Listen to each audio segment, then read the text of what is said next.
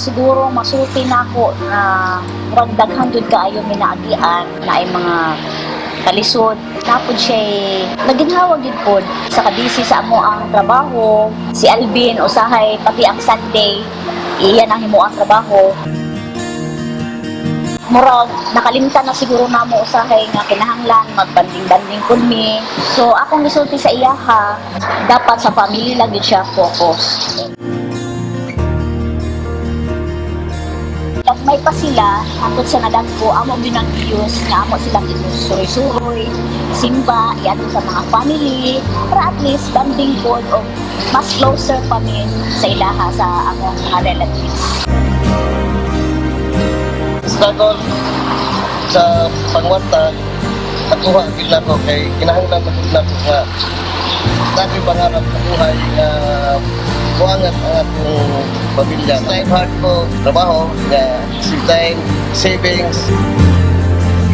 Ako po, supportive ko kayo sa iyaha. Aside sa akong pag-atiman sa mga bata, katong start, wala pa yun may ingon nga nag-appeal ko sa iyang business, nag-focus na ko sa mga bata, kapit sundo sa eskwelahan.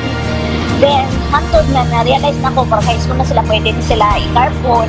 So, nag-kuhan ako sa nag-support ako sa iyang business para at least mura bas-bas ang amo ang mauto, mura siguro namuligan po mi sa Ginoo nga inaana akong na-achieve kay mura pinabangay yun mi. Pasalamat lang po yun kayo sa amo ang mga relatives sa ilang mga tambag, sa ilang mga apo, through sa ilang mga prayers na anong na-strong mi hangtod karon na nanguban ng ihapon mi. Si Alvin, napasalamat si kayo kung dako nga sa among 25 years, siguro makapanghambog jud ko na kasi tuod sige mag-away di man ginamalikayan sa mag-asawa na mag-away magdalos magsilinghagay. Pero ako jud ikapanghambog. Wala jud ko ni napasakitan. Pero sa sinumbagay, sabi niya, ako panooy mo, kung sa mga rapi sa iyaha, pero never din siya nakapasakit sa kuha, sumbag sa pa, wala. Kana lang no, maninghag, isugayo as in. Pa, hindi man dapat masakitan. Puto-puto ni mo sa romansa, hindi pa siguro. Sa love.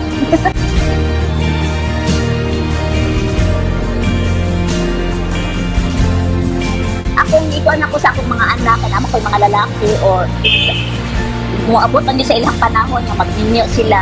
Ako na itatambag na sundo ninyo kung unsang amo ang nagian sa inyong mama, sa amo ang buha sa inyong papa o mama na dili gid ni mag-away, okay, natural lang ng mag-away, pero maabot sa punto nga magpasakitay, ayaw gyud buhata.